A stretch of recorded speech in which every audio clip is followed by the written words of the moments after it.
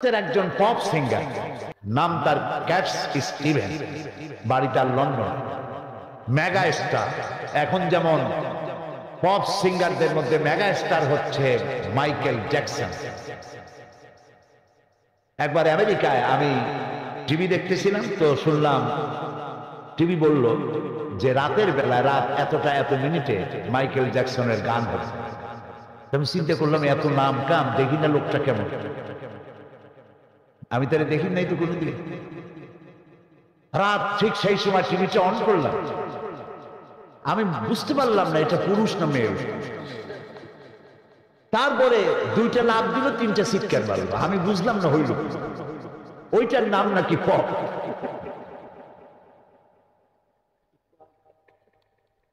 আর ওনার আগে এই মাইকেল জ্যাকসনের আগে ছিল ক্যাটস স্টিভেন।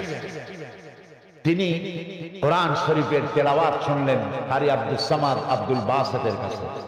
তেলাওয়াত শুনে পাগল হয়ে গেল, আমি কি গান গাই, কোরআনের সামনে তো এগুলি কিছুই না।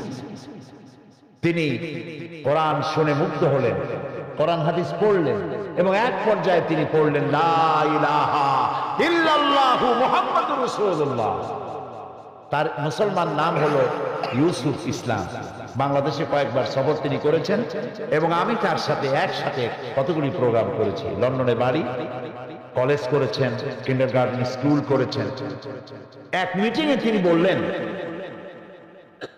বড় শিক্ষণীয় কথা, এক মিটিংয়ে তিনি বললেন জনসভায় লন্ডনে, বললেন আমি কোরআন হাদিস পড়ে বুঝে ইসলাম কবুল করেছি, কিন্তু আজ 25 বছর পর, ইসলাম কবুল করার 25 বছর পর এখন আমার চিন্তা হয় যে কোরআন এবং হাদিস পড়ার আগে যদি আমি এই মুসলমানগুলি দেখতাম তাহলে বোধহয় ইসলাম কবুল করা আমার পক্ষে সম্ভব হতো না। আমার কাছে মনে হলো ইউসুফ ইসলাম যেন গোটা মুসলিম মিল্লাতের গালের উপর একটা থাপ্পড় কষে দিয়েছে।